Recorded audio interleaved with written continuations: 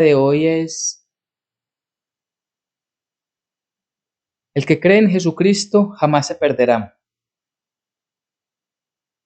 Números capítulo 21, versículos del 4 al 9. Dice la palabra del Señor. Después partieron del monte de Hor, camino del Mar Rojo, para rodear la tierra de Edom. Y se desanimó el pueblo por el camino.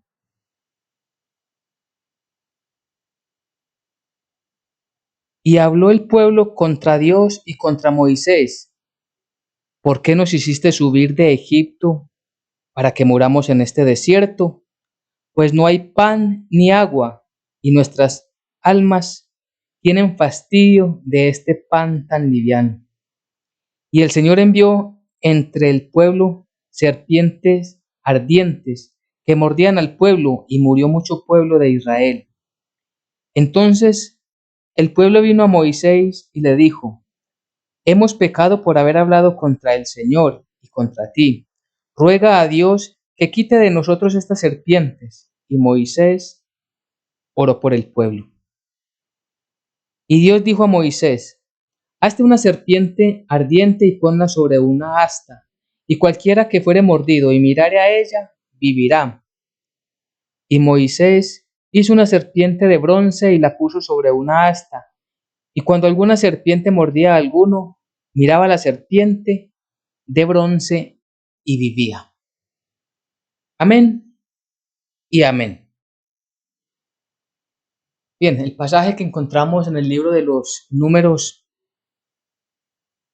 nos cuenta una vez más cómo el pueblo, después de que salió de la esclavitud de Egipto y que ya estaba en el desierto camino a la tierra prometida, una y otra vez se rebelaban contra Dios.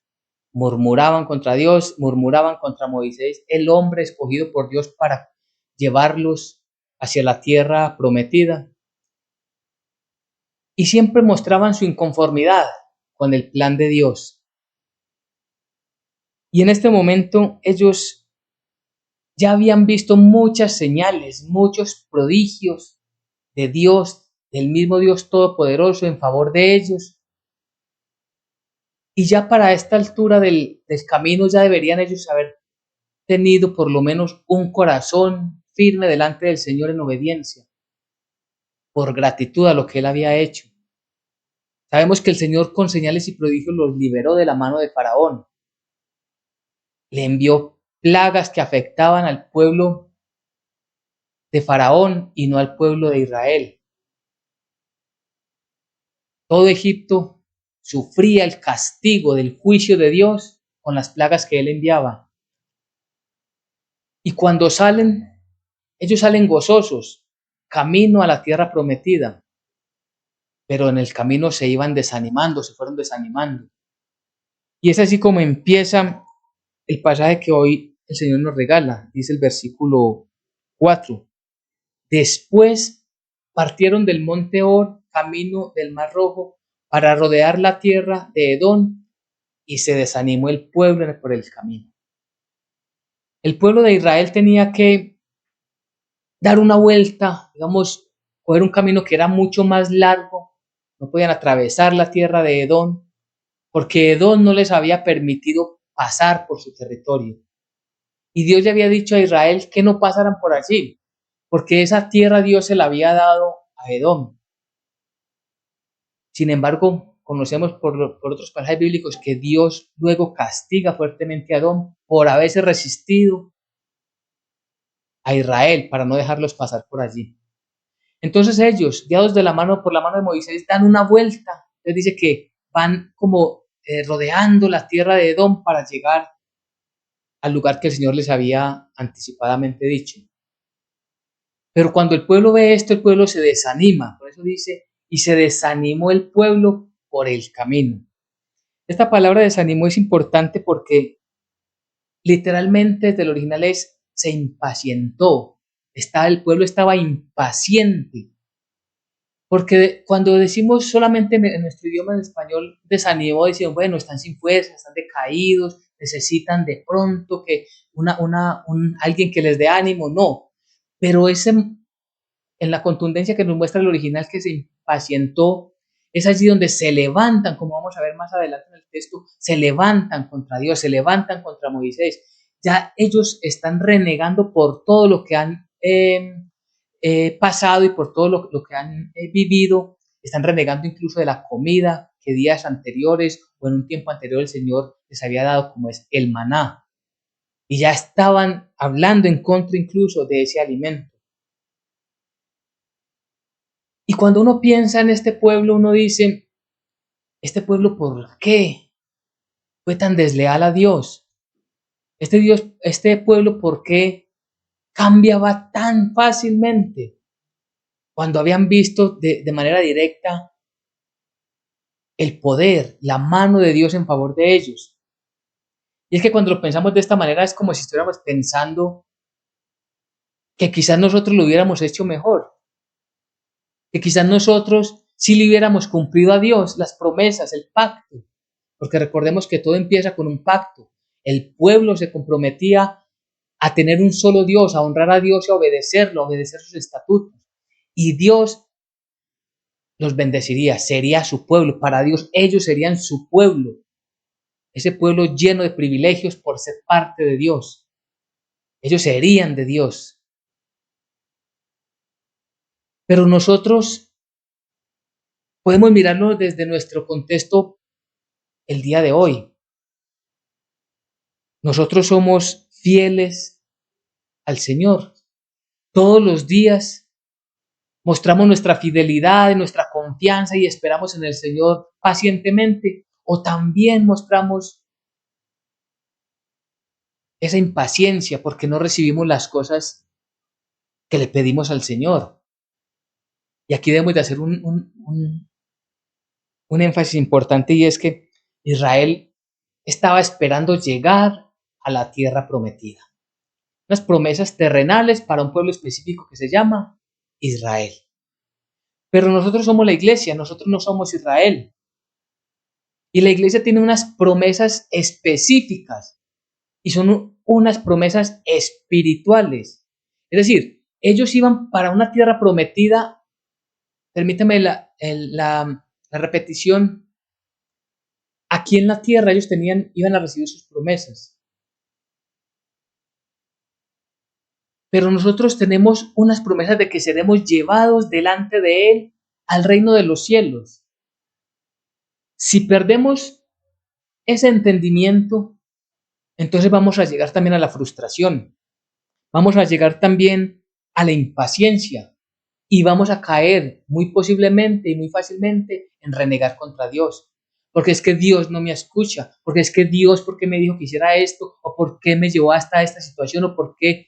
Y una gran cantidad de palabras que jamás deberíamos de decir delante del Señor empiezan a salir de una persona que no tiene claro cuáles son sus promesas. ¿Qué esperamos nosotros los creyentes? ¿Qué esperamos nosotros los cristianos? Claro, la promesa de la vida eterna. Y para eso esperamos la segunda venida de Jesucristo. Pero aún antes esperamos que Jesucristo venga por su iglesia. Nosotros los creyentes somos su iglesia. Y Él va a venir por nosotros.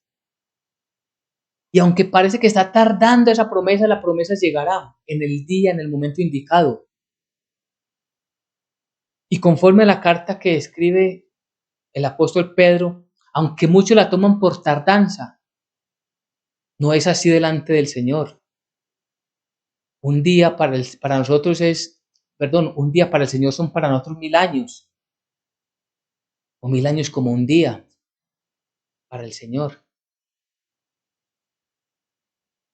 Y hay muchas personas que todavía no han entrado a la fe cristiana y el Señor en su gracia y misericordia está esperando que el último de los gentiles entre, aceptando, recibiendo la fe de Jesucristo, reconociendo a Jesucristo como su único Señor y Salvador. Entonces nosotros debemos de tener claro que estamos acá esperando que Jesucristo venga a recogernos. Pero también es importante que entendamos que mientras viene Jesucristo por nosotros, no es que vamos a tener una vida placentera, conforme a lo que el mundo llama gozo o alegría en este siglo. De hecho, nuestro Señor Jesucristo en Juan 16, versículo 33, allí nos está diciendo que en el mundo tendréis aflicciones. Él ya nos estaba advirtiendo. Estas cosas os he hablado para que en mí tengáis paz. Un llamado para que tengamos presente que en Cristo Jesús tenemos la paz, tenemos ese reposo de que todo esto va a pasar. En el mundo tendréis aflicción, pero confiad, yo he vencido al mundo. Entonces no es que la promesa es que a nosotros acá no vamos a tener aflicciones, sino que todo va a ser un gozo, que no vamos a tener enfermedades, que siempre va a ser salud, que todo va a ser en grandes comodidades. No. De hecho, el verdadero siervo es el verdadero sirviente del Señor, el que mejor sirve, el que más se acerca a la obediencia del Señor, más tribulación tiene en su vida, porque el mundo claramente le ataca, le agobia, pero él en su interior, como decía el apóstol Pablo, tiene ese gozo de vivir y de servir para el Señor. Si no tenemos nosotros claro esto, repito entonces, podemos caer en el pecado de renegar contra nuestro Dios. Nosotros no estamos acá para vivir, repito, una vida llena de comodidades, de placeres y de lo que le pidamos al Señor es porque lo vamos a recibir. No, Él nos dará con su justicia y en su amor y misericordia lo que necesitamos. Nosotros anhelamos muchas cosas para este mundo, pero es lo que el Señor quiere para nosotros. Es lo que el Señor ha determinado que nosotros debemos tener para que le cumplamos a Él el llamado de serles testigos fieles aquí en la tierra, de ser discípulos de Jesucristo y de predicar su santa palabra. Y no podemos olvidar, porque Israel se estaba olvidando de dónde había salido, de dónde los había sacado el Señor. Nosotros estábamos muertos en nuestros delitos y pecados, y en Cristo Jesús tenemos una nueva vida. Si no es por la obra de Jesucristo en nosotros, jamás veríamos el reino de Dios y su justicia. Pero hoy Él se ha acercado a nosotros y por eso Él nos manda, nos pide que confiemos en Él, que cuando confiamos en Él tenemos esa paz de que esto va a cambiar, de que esto va a pasar, pero no cuando el mundo en sí mismo cambie, sino cuando Jesucristo venga por su iglesia y luego venga a juzgar el mundo, a juzgarlo con vara de hierro, como dice su santa palabra. Versículo 5. Y habló el pueblo contra Dios. Aquí encontramos la rebelión. Y habló el pueblo contra Dios y contra Moisés. ¿Por qué nos hiciste subir de Egipto para que muramos en este desierto? Pues no hay pan ni agua y nuestra alma tiene fastidio. Miremos qué palabra tan fuerte y tan grosera delante de los ojos de Dios, delante de los oídos de Dios. Nuestra alma tiene fastidio de este pan tan liviano. ¿A qué pan tan liviano se refiere? Al maná. El pueblo no tenía que comer, se levantaron contra Dios incluso. Y Dios en su gracia y misericordia envía codornices, les envía maná, ese pan bajado del cielo, que nadie había comido sino ellos, que no tenían que sembrarlo, no tenían que solamente, sino que recogerlo. El pan de cada día era salir de sus lugares, lugares donde vivían, salir y ahí estaba el pan para recogerlo y comerlo. Y ya estaban fastidiados de ese poder de Dios obrando en favor de ellos, que no tenían agua. Y si leemos 1 o 2 capítulos atrás, vemos cómo el Señor, a través de Moisés, les da agua. Y es allí, incluso le costó a Moisés no poder entrar a la tierra prometida porque golpeó 2 veces la vara, cuando el Señor le había dicho que le hablara a esa roca y que de allí saldría el agua. Y el contexto es que bastante enojado, Moisés golpea 2 veces la roca. Y es por esto lo que el Señor al final le conocemos en Deuteronomio, que es por esto que no le permite entrar a la tierra prometida, le permite verla desde lejos, pero no entrar. Tenían agua, tenían comida y decían que no tenían. Era lo que ellos querían, era lo que su malvado corazón deseaba que Dios les diera, era lo que ellos iban a aceptar. Si no era así, no le iban a obedecer. Si no es lo que nosotros le pedimos a Dios, entonces dejamos de seguirlo. Si no es lo que le pedimos a Dios y le mostramos a Dios cómo es que tiene que formar nuestra vida, entonces no le seguimos. Entonces no es Dios. Seríamos nosotros los dioses y Él sería el siervo. No, Él es Dios, nosotros somos sus siervos. Él es el creador, nosotros somos los creados. La criatura sirve a su creador. Y es que a veces pensamos que podemos decirle a Dios qué es lo que nos tiene que dar, cómo es que nos los tiene que dar, cuándo es que nos lo tiene que dar, dónde es que nos lo tiene que dar. Le ponemos a Dios unas instrucciones, un reglamento por el cual estamos sencillamente deshonrando su santo nombre. Fue lo que le pasó a este pueblo de Israel. Es como si nosotros le dijéramos, Señor, yo prefiero estar en el mundo, allí en medio de tanto desorden moral, tanta desobediencia, donde hay tanta muerte, donde hay tanta violencia, donde hay tanta transgresión. Yo prefiero estar allá que no estar aquí, Señor, sufriendo por causa del Evangelio. ¿Qué tal nosotros decir eso? Pablo alcanzó a decir, no importa lo que pase con mi vida, yo me gozo en servirle al Señor. Él menospreció su propia vida para honrar a su Señor. Así debemos nosotros permitir que el Señor forme ese carácter en nosotros, de que nuestra vida está sujetada para Él, en obediencia a Él. Y no debe haber entre nosotros murmuraciones contra Dios, sino siempre venir delante de Él en oración. Si sucede como el pueblo, la palabra que utiliza la Reina Valera es que se desanimó. Realmente, repito, es que se llenó de impaciencia. Si nosotros vemos que estamos desanimados, que estamos tristes, que vemos que es difícil, tenemos a un Dios todopoderoso que extiende su mano para levantarnos. No vamos delante de Él para pedirle, para exigirle, para reclamarle, como algunas personas se traen a decir, es que reclámele a Dios las promesas. ¿Qué le vamos a reclamar a Dios? Él no tiene obligación absoluta con ninguno de nosotros. Lo que Dios manda que nosotros es que le seamos fieles desde aquellos momentos, inclusive cuando estamos tristes. Señor, ayúdame. Estoy impaciente, Señor, porque no veo solución a esta dificultad. Presentémosla en oración delante de Él. Que el Señor guíe su corazón y su mente para que la decisión sea en su voluntad, conforme a su palabra. Y allí tenemos que nosotros que crecer, repito, espiritualmente. Versículo 6. Y Dios envió entre el pueblo serpientes ardientes que mordían al pueblo y murió mucho pueblo de Israel. ¿Qué vemos en el versículo 6? Juicio. Aquí está el juicio de Dios, porque recordemos que lo conocemos que todo pecado tiene que ser juzgado. Todo pecado tiene que ser castigado, porque Dios es santo y justo.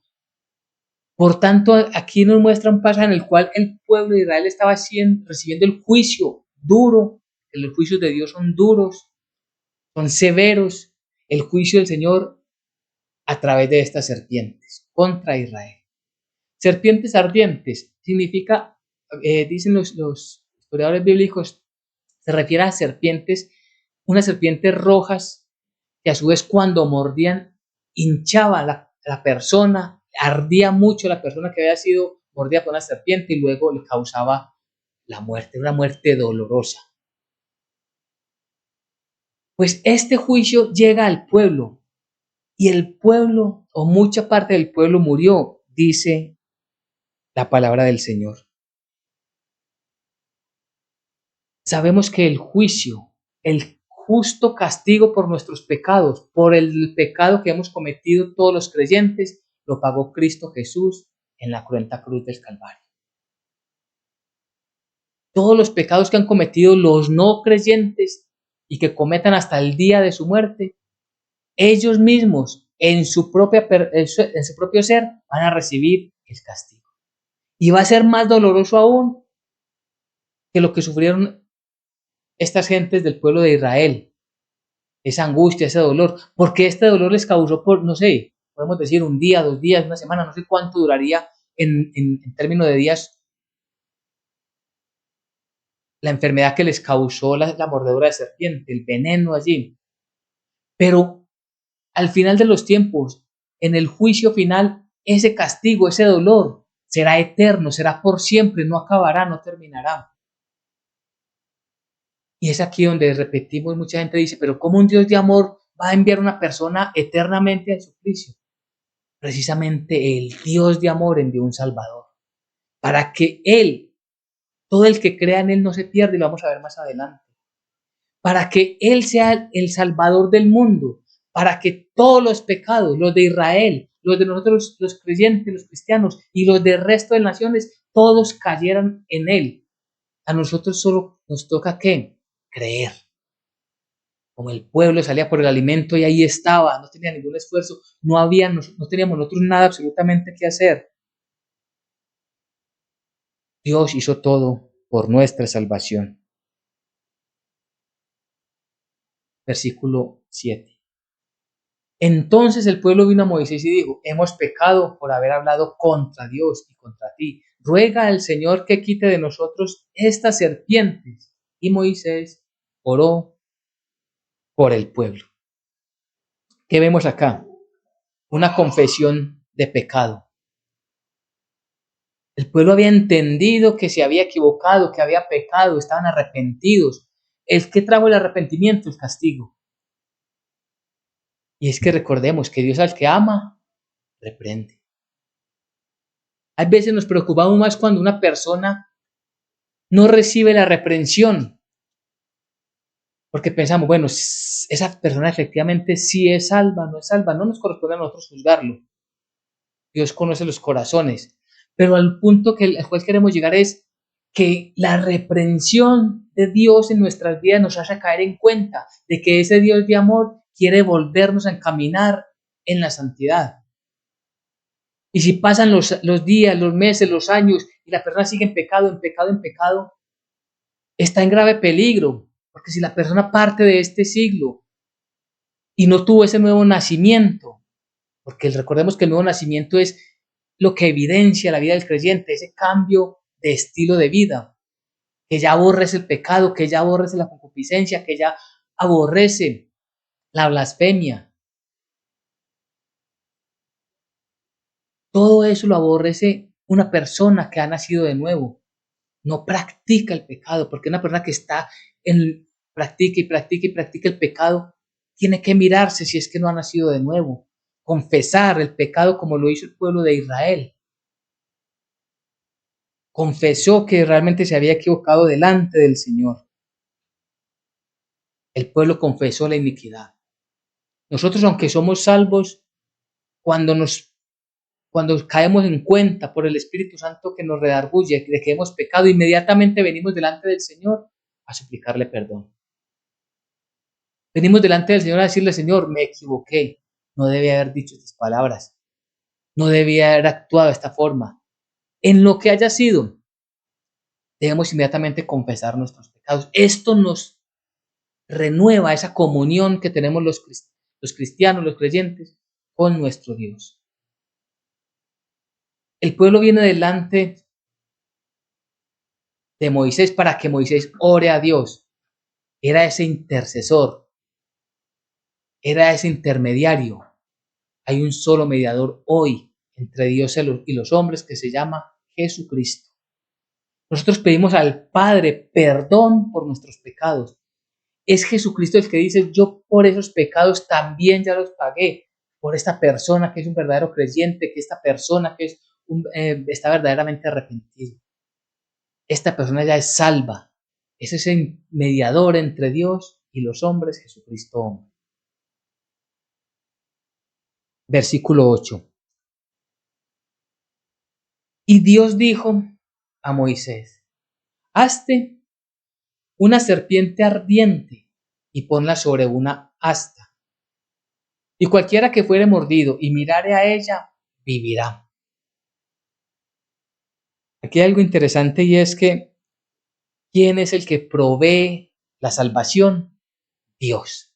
Dios es el que da la salvación, el que da la salida, el que muestra cómo es posible salir de ese pecado para que la serpiente no lo siguiera mordiendo, igual que a nosotros. Para que el pecado no siga teniendo dominio sobre nosotros, está la persona de Jesucristo. Pues Él le dice a Moisés lo que tenía que hacer. Bíblicamente la serpiente simboliza el pecado. Entonces, hazte unas serpientes para que miren el pecado, para que recuerden el pecado y para que recuerden la misericordia de Dios, para que no se olviden que fue Dios el que ha provisto ese medio de salvación, que para nosotros los cristianos es muy, muy importante, es muy necesario y lo vamos a ver porque se cumple en la persona de Jesucristo. Todo el que mire a ella vivirá. ¿Qué hay aquí? Lo que dice el versículo 9, un principio bíblico que es inevitable, es necesario. Y Moisés hizo una serpiente de bronce y la puso sobre un asta. Y cuando alguna serpiente mordía a alguno, miraba a la serpiente de bronce y vivía. Entonces, ¿qué es? ¿Cuál es el principio bíblico? Es ese hilo conductor desde Génesis hasta Apocalipsis que es a través de la fe. A través de la fe es que llegamos nosotros a Dios por medio de la fe en Jesucristo. Ellos tenían que mirar porque podían decir a alguien, pero ¿qué sentido tiene si yo estoy muriendo por causa de un veneno que está en mi cuerpo, por mordedura de una serpiente? ¿Qué tiene que ver esto con mirar un asta, un palo, un madero elevado, levantado y allí un dibujo en bronce de una serpiente? ¿Eso qué tiene que ver? Era cuestión de creer, era cuestión de fe, de creerle a Dios. Y es que esto nos muestra que no era por la sabiduría del pueblo de Israel, de alguno de sus habitantes, no era por el poder del ser humano como tal, no era por la capacidad humana, no era por las obras, no era por el conocimiento, era por tener fe en ese Dios. ¿Y qué es tener fe? Creerle a Dios, creerle que lo que dice su palabra es verdad. Creerle a Dios es creerle a su palabra. Eso es creerle a Dios. No creer en Dios y no saber qué dice su palabra. Es creerle a Él, a lo que Él dice. Ese principio es lo que el Señor ha demandado siempre de toda la humanidad. Primero en Israel y ahora en nosotros los gentiles, principalmente en su iglesia. Debemos de creerle, de que Él ya ha provisto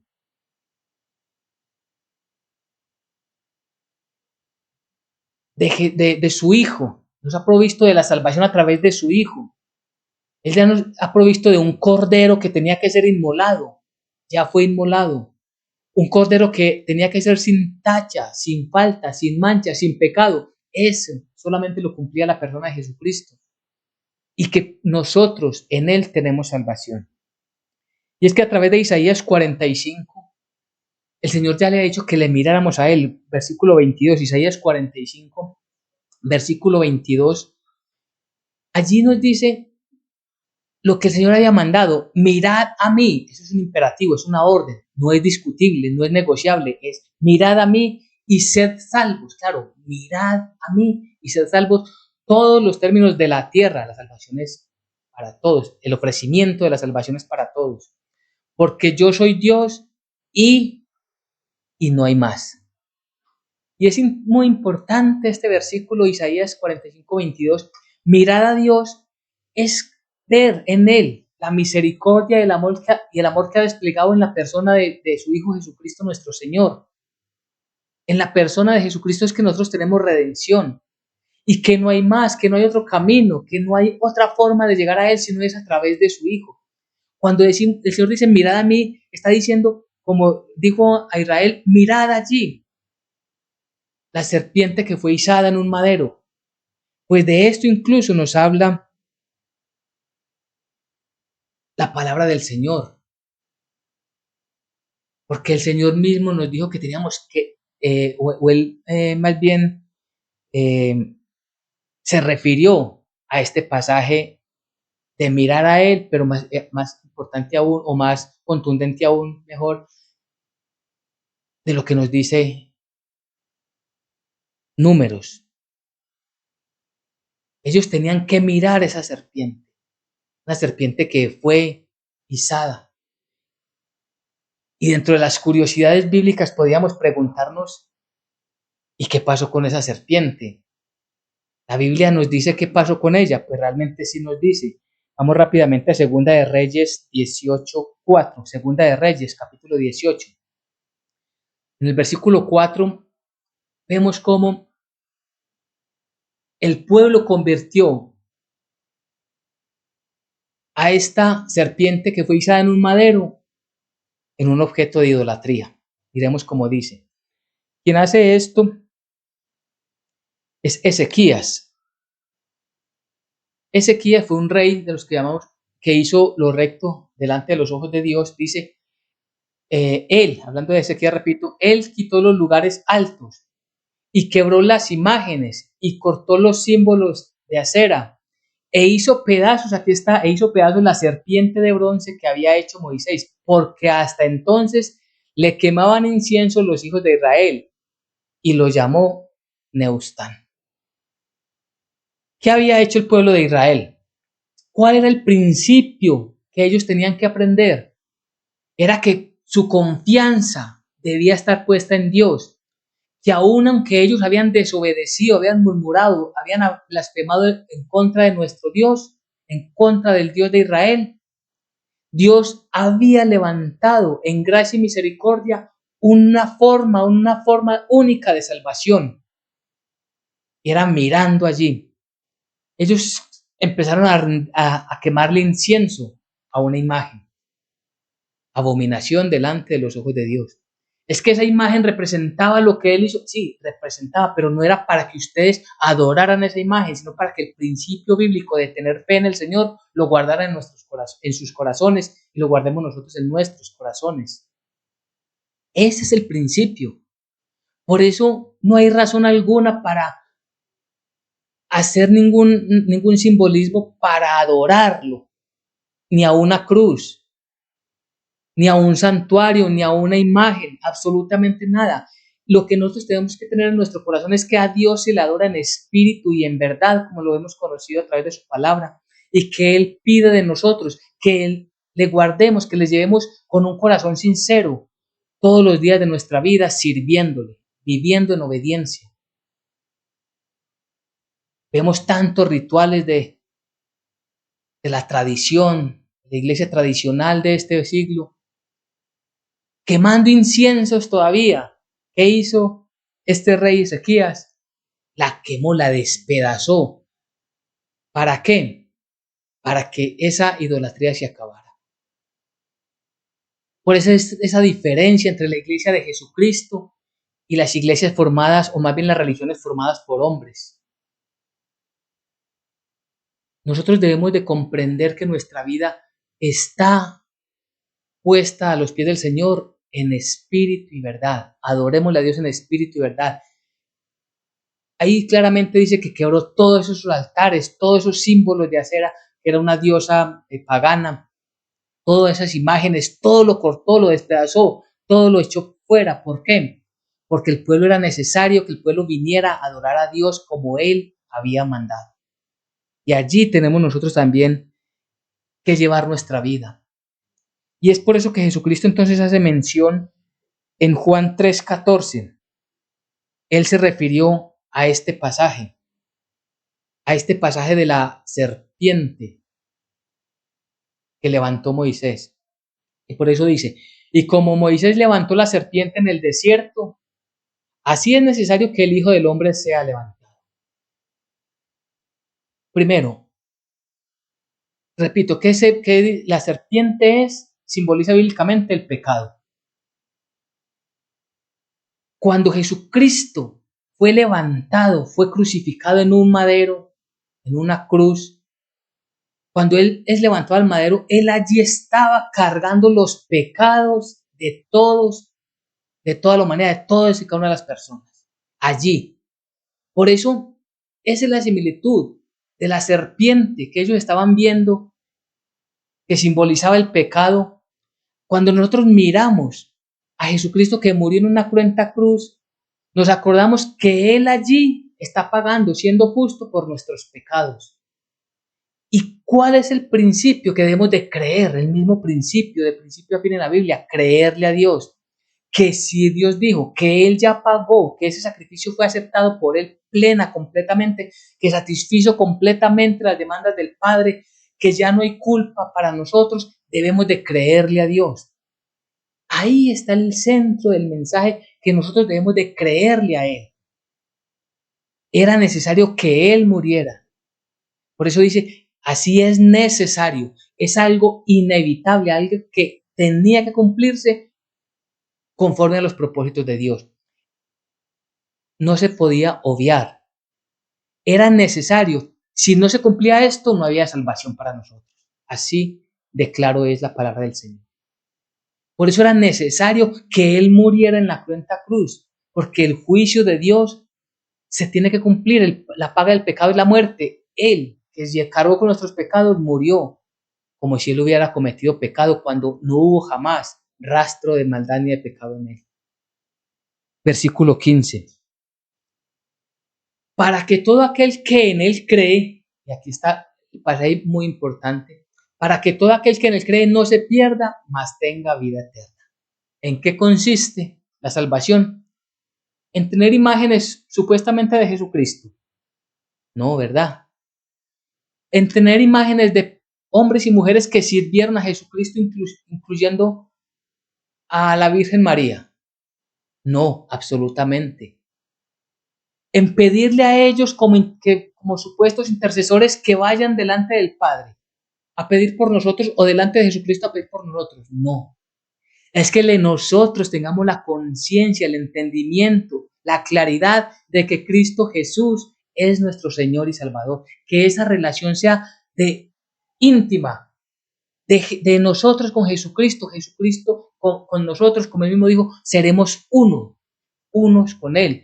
Y Él es uno con el Padre, seremos uno con Dios. Bendito el Dios por su misericordia, que ha extendido su manto de misericordia en nuestras vidas. El que cree en Él no se pierde, no se va a perder. Y es allí donde queremos que este mensaje de hoy lo guardemos en el corazón. La causa de que estábamos muertos nosotros era la misma causa por la cual murió mucha gente de Israel. ¿Cuál fue? El pecado, la rebeldía, la murmuración contra Dios. Las maldades, las muchas maldades que hemos cometido en nuestra vida son la causa de nuestra muerte. Y es una muerte eterna, es una separación eterna de Dios. Pero Él nos ha regalado, nos ha brindado esa salvación. Es un ofrecimiento gratuito. Es abrir nuestro corazón y postrarnos, decirle gracias Dios por esta salvación tan grande que hoy entendemos que tú nos has regalado. Y este es el mensaje que tenemos que llevar a las otras personas, que no estén confiando, que están delante del Señor aprobados porque están quemando incienso a imágenes, porque no han entendido que Jesús no se quedó en una cruz, por eso le dicen crucifijo, la religión tradicional, que Él no se quedó fijo en una cruz, sino que Él descendió, Él fue sepultado, pero resucitó y vive a la diestra de Dios Padre. Él es el Santo de Dios que dio su vida por nosotros. Y es necesario creerle a Dios para salvación. Así como era necesario que Él muriera, es necesario para nuestra salvación creerle a Él, creerle a Dios de que todos nuestros pecados fueron perdonados cuando Él murió en la cruenta cruz. Y si lo creemos, entonces nuestra vida empieza a dar una vuelta completamente en nuestra manera de vivir. Ya no nos sentimos bien en medio del pecado, sino que queremos salirnos de él. Y por eso es tan importante que cada uno nos miremos a nosotros mismos, cómo está en nosotros ese proceso de regeneración. Estamos abandonando el pecado, estamos luchando contra las pasiones de este siglo, o hemos dado rienda suelta a la inmoralidad, a la blasfemia, a la mentira, a las contiendas. Nosotros como creyentes tenemos que abandonar, cerrar la puerta a todo aquello que nos está causando pecado. Y eso principalmente se ve al interior de los hogares, de las familias. Entonces, para cerrar con este versículo, para que todo aquel que en él cree no se pierda, mas tenga vida eterna. Y es lo que nos dice el título del día de hoy. El que cree en Jesucristo jamás, jamás se perderá. Amén y amén.